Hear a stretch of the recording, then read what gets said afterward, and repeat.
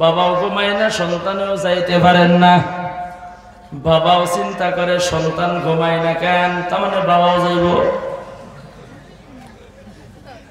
বাবা চিন্তা করে আমি যদি যাই সন্তানে দেখলো তো সর্বনাশ, আমি তো নিষেধ করলাম।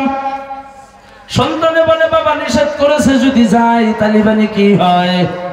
সন্তানে লাহে করিয়া ঘরের দরওয়াজা বন্ধ করিয়া দিল। আমার বন্ধুগণ খিড়কিটা খুলিয়া পিছন সাইড দিয়া লাহে করিয়া বন্ধুগণ সন্তান একটা চাদর শরীরের মধ্যে লাগাইয়া আমার বন্ধুগণ থিয়েটার দেখার জন্য রওনা হয়ে গেল। বসারও জায়গা নাই, খাড়া থাইকা দেখে। বাবা কিছু সময় পর সন্তানকে ডাক দিছে, ও কুসুমউদ্দিন ঘরে আছো? সন্তান কথা বলে না। বাবা মনে মনে ভাবলো তাহলে বোধহয় সন্তান ঘুমের ঘরে গেছে, খিড়কি দিয়ে গেছে এটা তো জানে না। বাবা লাহে করে চাদর একটা নিয়ে গেছে থিয়েটার দেখবার জন্য, কই রাত বেশি হয়ে গেল গা, আধা তো শেষ হয়ে গেল আর আধা তো কমসে কম দেখতে পারবো, এইটা বলে আর বাবা মনে মনে বলে আর রাস্তা দিয়ে যায়। সন্তান ওই সাইডে দাঁড়াইয়া আছে, বাবা জানেন না। বাবা ওই সাইডের মধ্যে দাঁড়ানো, সন্তান জানে না। কিছু সময় পর সন্তানে লক্ষ্য করিয়া দেখে ওইটা তো না বাবার মতোই দেখা যায়। বাবাও লক্ষ্য করে দেখে ওইটা তো না আমার ছেলের মতো দেখা যায়। লাহে লাহে দুইজনই বাড়িতে গেছে গা, এ গেছে এ জানে না, এ গেছে এ জানে না। বাবা সারা রাত ঘুমায় নাই, কারণ যদি ঘুমাই গো সকালবেলা ঘুম থেকে উঠতে যদি দেরি হয়, সন্তানে বলবো তুমি এত ঘুমাও কেন। সন্তান ঘুমের ঘরে চলে গেল। আমার বন্ধুগণ সকাল 12টা বাজে, ঘুম থেকে চৈতন পাই না। বাবা খালি ডাকে, ও বাবা উঠো, ও বাবা উঠো। সন্তান উঠলো। রাত্রে বোধহয় তুমি থিয়েটার দেখবার গেছিলে। সন্তানে বলে বাবা তুমি কি বকেরা দেখলা? তুমি কি বকেরা দেখলা? এখন তো বলা পারে না, আমিও গেছিলাম আউল দিয়া দেখছি, এটা তো বলা পারে না। আমার বন্ধুগণ তাহলে আপনি চিন্তা করেন, বাবা যেমন সন্তান তেমন, তাহলে বাবা কেমন করিয়া দোয়া করবো যে সন্তান ভালো হোক। দোয়াটা করে 100 বার, কিন্তু একসাথে থিয়েটার দেখে, একসাথে সিনেমা দেখে, একসাথে মোবাইল দেখে, একসাথে চলাফেরা করে। মা বাবা সন্তান বর্তমান একসাথে। বন্ধু এই যে আমাদের আমবাড়ি ওয়েস্ট গোয়ালপাড়া কলেজে বাংলাদেশ থেকে শাকিব খান সিনেমা জগতের অ্যাক্টর, ওটা বলে সুপারস্টার বলা হয়, উনি আসছিলেন। হাজার হাজার মানুষ উপস্থিত হয়ে গেল, স্বামী স্ত্রীও গেল, সন্তানকেও নিয়ে গেল, মেয়েকেও নিয়ে গেল, সব একসাথে বন্ধুগণ চলিয়ে গেল। দোয়া করবো এটাও টাইম নাই এ বন্ধু। কিন্তু আপনি তোফাজ্জল হোসেনকে দেখেন,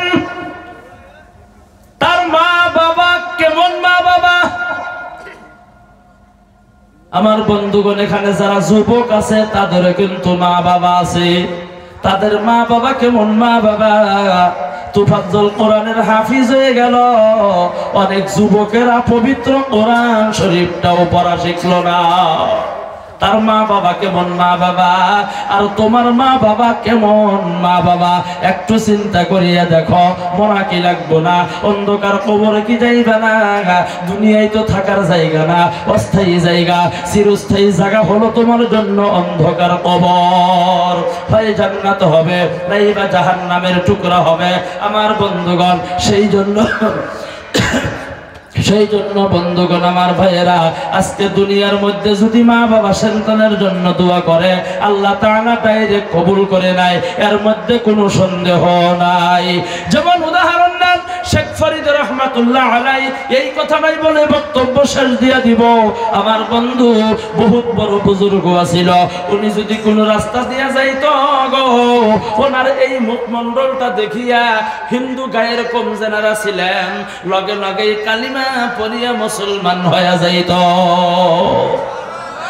আরো জোরে বলেন সুবহানাল্লাহ, আরো জোরে বলেন সুবহানাল্লাহ। শেখ ফরিদ রহমাতুল্লাহ আলাইহি এই মুখটা দেখলেই কালিমা পড়তো। শেখ ফরিদের নামে বিচার। কি হইল? তোমার দেখলেই মানুষে কালিমা পড়ে। ঠিক আছে, বিচার করেন। বিচার আরম্ভ হয়ে গেল। 40 থেকে 45 জন শিক্ষিত মানুষ একত্রিত হয়ে গেল। শেখ ফরিদ রহমাতুল্লাহ আলাইহি বিচারের মধ্যে গেল। মহিলা মানুষের যেমন নেকাব লাগায়, মুখের মধ্যে নেকাব লাগাইয়া বন্ধুগণ চলিয়া গেল। আমার বন্ধু যারা উকিল আছিল, মুখিয়াল যারা, বলে শেখ ফরিদ তুমি তোমার মুখটা খোলো। শেখ ফরিদ মুখটা খোলেন না, আবার বলছেন মুখটা খোলো। মুখ খোলেন না, আবার বলছেন মুখটা খোলো। শেখ ফরিদ বলে না, আমার তো মুখেরই দোষ, তা নইলে বিচার কেন হব? আমার মুখ দেখো, তোমরা কালিমা পড়ো, আর আমার দোষ। মুখ খুলবো না।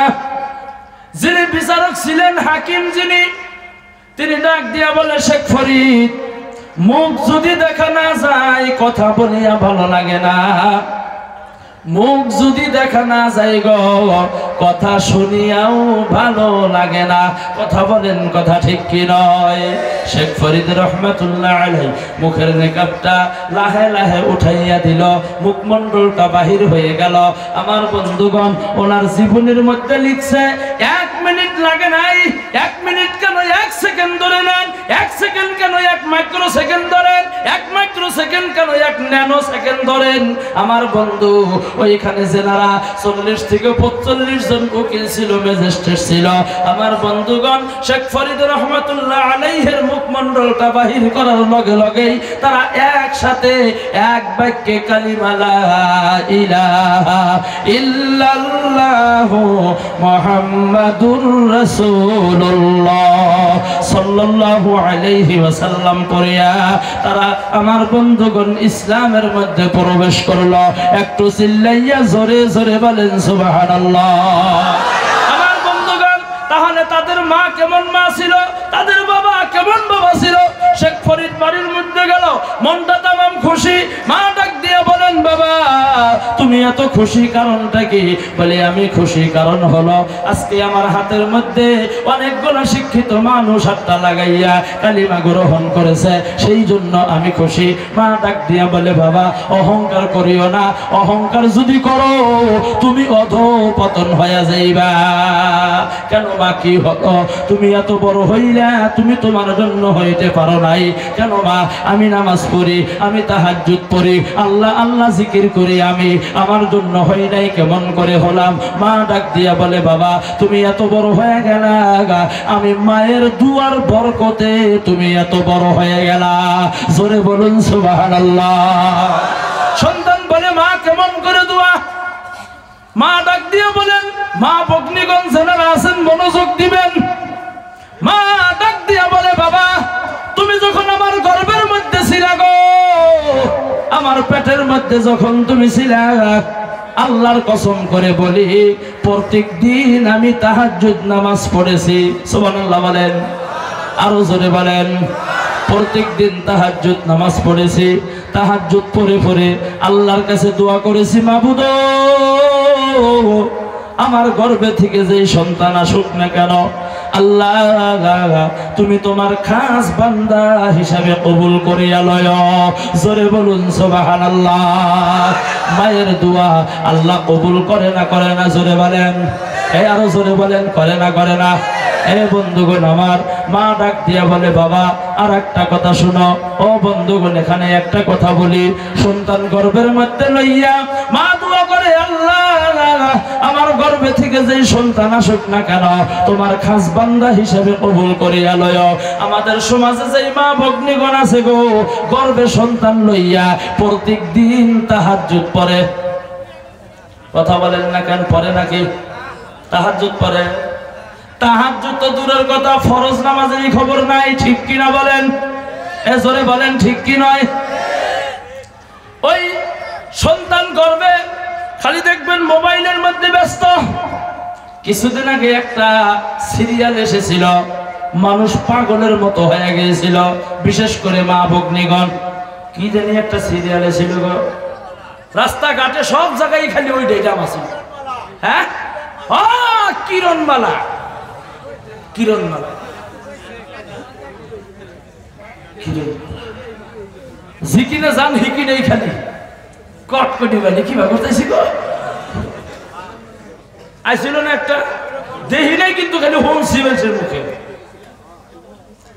ওর ভিতরে যা যা করছে গর্ভে সন্তান লইয়া মা ভগ্নীগণ দেখছে যেই দৃশ্য দেখছে আমার বন্ধুগণ সন্তান জন্ম নিছে ও মুসলমান ভাইয়েরা দুনিয়ার মধ্যে বর্তমান যুবক যুবতী যারা আছে গো মা ভগ্নীগণ যেই সিরিয়ালের মধ্যে হোক সিনেমার মধ্যে হোক যেই দৃশ্য দেখে ওইভাবেই সন্তানগুলা দুনিয়ার মধ্যে চলার জন্য চেষ্টা করে নাই বা চলে জোরে বলেন কথা ঠিক কি নয় ছোটবেলায় দেখছি আনহের ধনী মানুষ যারা তারা নতুন নতুন কাপড় পিন্দিছে আর গরিব মানুষ যারা তারা সেরা ফারা কাপড় পিন্দিছে এখন তার উল্টা উল্টা হয়েছে না গো যারা ধনী মানুষ তারাই সেরা কাপড় পিনতে লং প্যান্ট জায়গায় জায়গায় ফাটা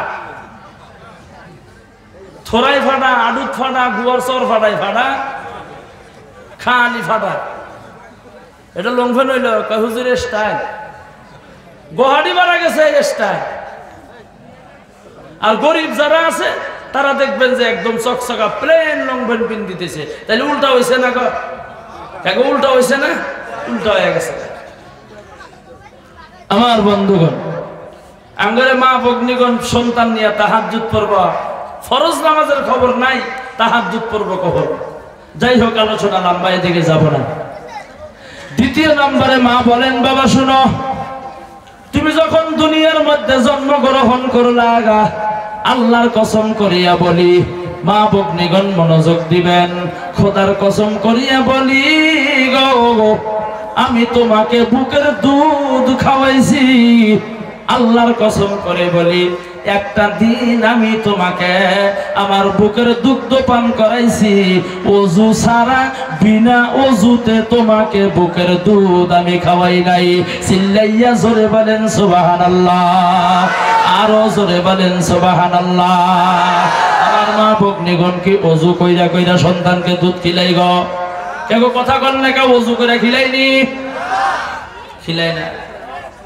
সকালবেলা যদি গোয়াল করে যায় গোয়াল ঘর বসেন গরুর গোবর হারবার দিকে আছে না গরু আছে না গোয়াল করে যায় মেজাজ গরম মেজাজটা তামাম গরম আমি বিয়া হয়েছে না করবার দিকে সকালবেলা গোয়াল করে গেছে ওযু করে নাই মুখ ধোয় নাই হাত পাও ধোয় নাই কিচ্ছু করে নাই আমার বন্ধুগণ গোয়াল ঘরের গোবর গোলা সাফাই করলো ইতিমধ্যে পোলা উঠছে সন্তান উঠে গেছে গা দাদি ডাক দিয়ে বলে বৌমা নাতি বলছে তুমি একটু চুপ করাইয়া লও এমনি তো মেজাজটা গরম গোলঘরের ভিতরে ঢুকছে হাতের গোবর জাহিদা থুইয়া যাইয়া সন্তানকে কোলের মধ্যে লইয়া দুধ বাহির করিয়া দিয়া বলে বাবা খা বলো খা জনমের খাওয়া খা চৈতন পাওয়ার আর তুই সময় ঘুমাই পাইলি না খা ভালো করে খা মরেও না জ্বালা কয় না জোরে বলেন এবার জোরে বলেন কয় না এ বন্ধুগণ আমার ওযু গোসলের খবর নাই পাক না পাকের খবর নাই